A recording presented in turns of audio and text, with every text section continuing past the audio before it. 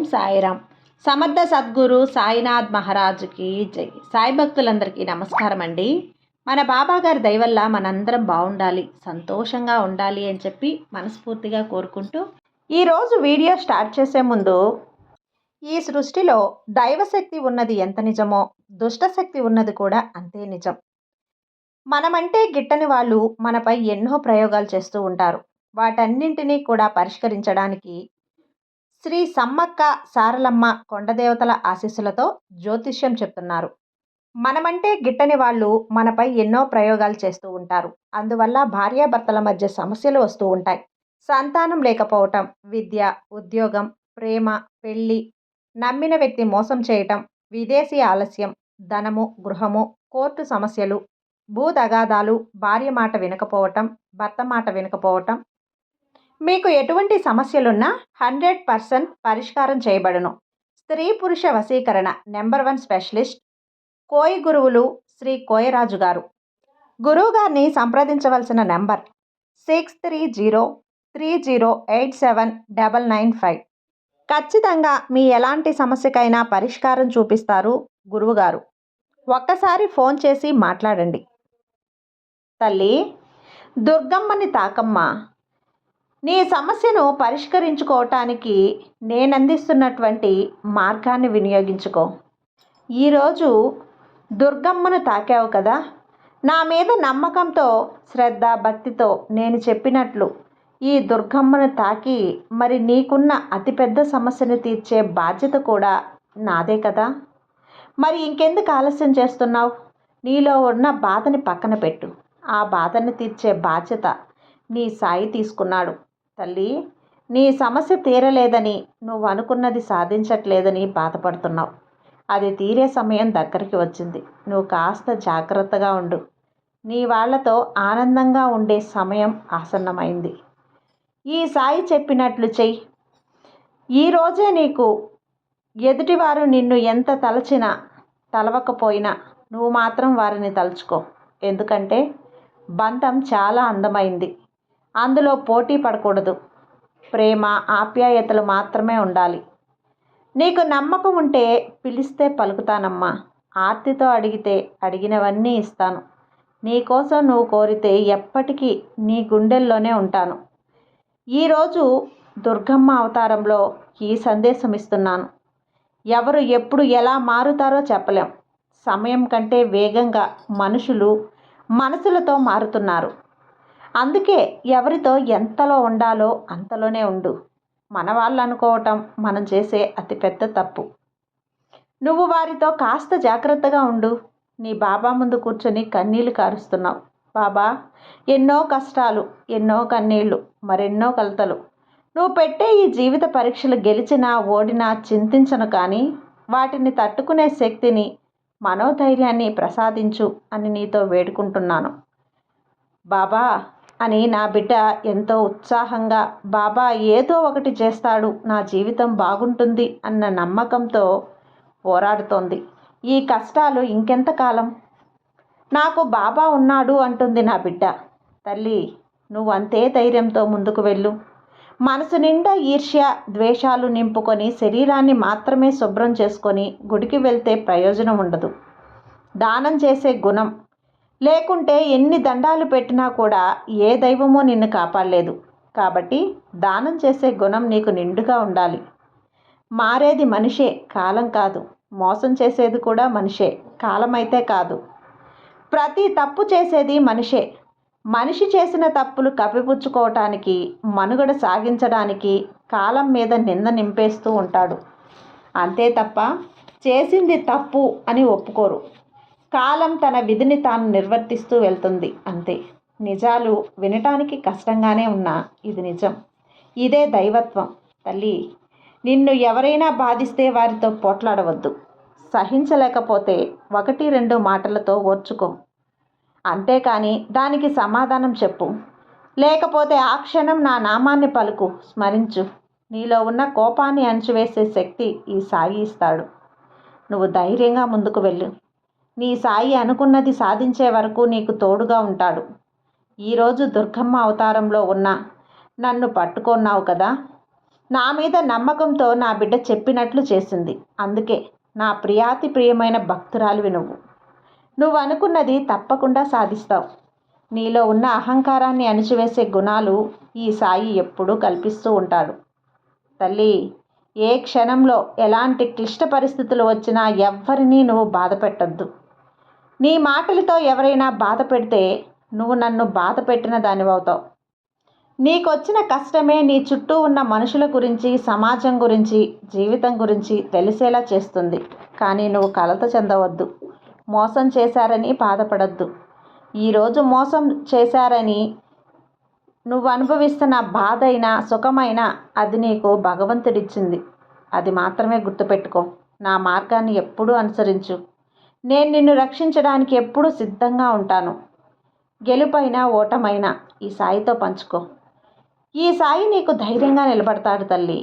ఏది ఎలా జరగాలో జరిగే తీరుతుంది. దేని గురించి ఎక్కువగా ఆలోచించవద్దు. జరగాల్సినవన్నీ ఆ భగవంతుడు నీకు సమయానికి అందిస్తాడు, జరిపించి తీరుతాడు. ఆలోచించి నీ ఆరోగ్యం పాడు చేసుకోవద్దమ్మా. ఆలోచించి మనమే ఎన్నో సమస్యలు ఏర్పరచుకుంటున్నాం కాబట్టే జాగ్రత్తగా ఉండు.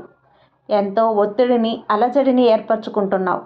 వీటన్నింటినీ వదిలి అన్నింటినీ అంగీకరిస్తూ మన ఎదుట ఏ పనైతే ఉందో దానిని మనస్ఫూర్తిగా చేస్తూ, ఎవరి స్వేచ్ఛ వారికిస్తూ, ప్రతి ఒక్కరిని గౌరవిస్తూ, ఆలోచన లేకుండా ప్రశాంతంగా ఉంటే ఇదే నీకు ఆధ్యాత్మిక. ఏ జన్మలో చేసిన రుణం తల్లి నుండి ఏ కర్మలను అనుభవించడం కోసంగా ఈ దేహం లభించిందో వాటిని అనుభవించే తీరాలి కదా. ఎవరైతే భగవంతుడి మీద భారం వేసి వ్యక్తి యొక్క సుఖాన్ని, ఇష్టాల మీద ఏ మాత్రమూ ఆధారపడి ఉండదు. భరించడం అనే పద్ధతికి అలవాటు పడతారో వారంతా మానసికంగా బలమైన వారు. శరీరంలో ఎంతసేపు ఉంటామన్నది తెలియదు. ఎందుకంటే ఈశ్వరుడి శాసనం అయ్యే వరకు ప్రతి క్షణం సద్వినియోగం చేసుకుంటే ఉత్తర జన్మలు బాగుంటాయి. లేకపోతే ఎన్ని జన్మలెత్తినా తిరుగుతూనే ఉండాలి. నువ్వు ఏ విధంగా ప్రవర్తిస్తే నీ జన్మ అంత సత్ఫలితాలను పొందుతుంది. అబద్ధం, కపటం, చౌర్యం, హింస, మోసం, వ్యభిచారం మొదలైనవన్నీ కూడా సామాజిక జీవనాన్ని కలుషితం చేసే కర్మలు. వీటికి ఎంత దూరంగా ఉంటే అంత మంచిది. నీ వలన ఒక ఇల్లాలు బాధపడినా, నీ వలన ఒక ఆడది బాధపడినా, నువ్వు ఎన్ని పుణ్యాలు చేసినా, నువ్వు ఎన్ని తప్పులు చేసినా ఆ శోకం నిన్ను మృత్యు రూపంలో కబళిస్తుంది. అందుకని ఆడవాళ్ళ జోలికి వెళ్ళొద్దు అంటారు. కాబట్టి ఎవరితో ఎలా మసులుకోవాలో జాగ్రత్తగా ఉండి చూడు.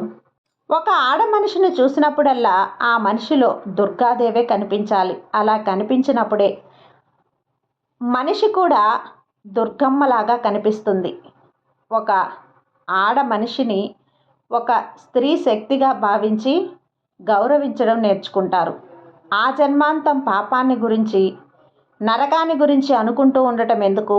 భగవాన్ నామస్మరణం చేసి, ఓ పరమేశ్వర తండ్రి, నేను చేయరాని పనులెన్నో చేశాను, చేయవలసిన పనులెన్నెన్నో చేయక విడిచిపెట్టాను. తండ్రి నన్ను క్షమించు, ఇక తప్పులు చేయను అని మొరపెట్టుకో. భగవంతుడిపై దృఢ విశ్వాసం ఉంచుకో. తప్పక పాప విముక్తుడు అవుతావు. ఈరోజు ఈ సాయి శాసించేది ఒక్కటే. భగవాన్ నామస్మరణలో శరీరం, మనసుతో పాటు సమస్తం పవిత్రమవుతుంది. పాపం, నరకం మొదలగు వాటి గురించి మాట్లాడుకోవటం ఎందుకు? ఓ భగవంతుడా, నిశ్చయంగా నేను దుర్మార్గాలు చేశాను, మళ్ళీ అలా ప్రవర్తించను. ఇలా ఒక్కసారి పశ్చాత్తాపంతో చెప్పు. భగవాన్ నామం పట్ల విశ్వాసం కలిగి ఉండాలి. ఒక్కటి చెప్పు తల్లి, మన శరీరం ఎప్పుడూ శుభ్రంగా ఉంచుకుంటామే. చిన్నపాటి నొప్పి లేదా దెబ్బ తగిలినా వెంటనే స్పందిస్తాం. వెంటనే ఏదో ఒక వైద్యం చేయించుకుంటాం. బాధ నుండి ఉపశమనం పొందే వరకు నొప్పి ద్వారా మన శరీరం మనల్ని హెచ్చరిస్తూనే ఉంటుంది. మనసు కూడా శరీరం లాంటిదే కదా. మనసును కూడా శుభ్రం చేసుకోవటం చాలా ముఖ్యం. మన మనసు పడే బాధ ముందు మనకు మాత్రమే తెలుస్తుంది. అది ఎప్పటికప్పుడు బాధపడుతూ నాకు ఉపశమనం కావాలంటూ హెచ్చరిస్తూనే ఉంటుంది. కానీ బాధపడుతూ బాధలు పెంచుకుంటూ బ్రతికేస్తున్నాం. మనసు బాధ తగ్గాలంటే సంగీతం వినటం, ధ్యానం, జపం, కూని రాగాలతో పాడటం, యోగా, నడక, ఇలా ఎన్నో మార్గాలున్నాయి. మనసు ఆరోగ్యాన్ని ఇలాంటి మంచి మందులు ఎన్నో ఉన్నాయి. శరీర మానసిక ఆరోగ్యాలు మహాభాగ్యాలు. భగవంతుని పట్ల ఎప్పుడూ కృపగా ఉండు. భగవంతుణ్ణి స్మరిస్తూ ఉంటే నీ జీవితాంతం నీకు ఆ భగవంతుడే తోడుగా ఉంటాడు. అందుకే తల్లి, నువ్వు గెలిచేంత వరకు నీ విషయం, నీ కథ ఎవ్వరికీ చెప్పనక్కర్లేదు. అవసరం కూడా లేదు. ఎవరూ వినిపించుకోరు కూడా. ఏ కథ ఎవరికైనా చెప్పాలన్నా వినాలి అన్నా ముందు నువ్వు గెలవాలి. అందుకే ఏదైనా చెప్పాలి అనుకుంటే ఆ భగవంతుడి ముందు కూర్చొని చెప్పుకో. ఆయనే సరైన సమయంలో నీకు విజయాన్ని అందరికీ అందేలా తెలిసేలా చేస్తాడు.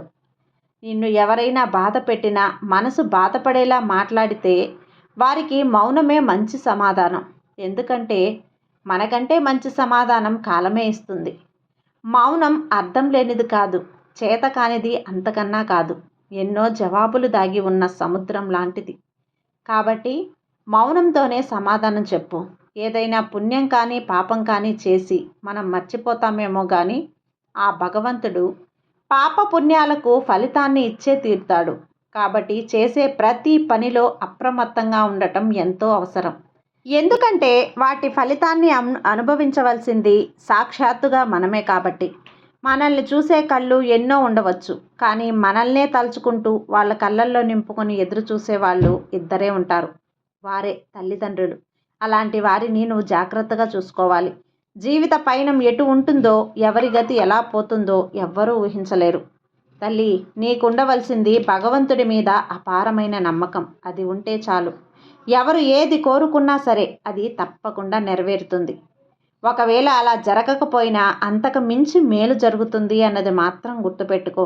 ఎందుకంటే ఈరోజు జరగలేదని నువ్వు బాధపడుతున్నావు, కానీ రేపటి రోజున వచ్చే సంతోషం చూసి ఇంకెంత నువ్వు ఆనందపడతావో ఒక్కసారి ఆలోచించు.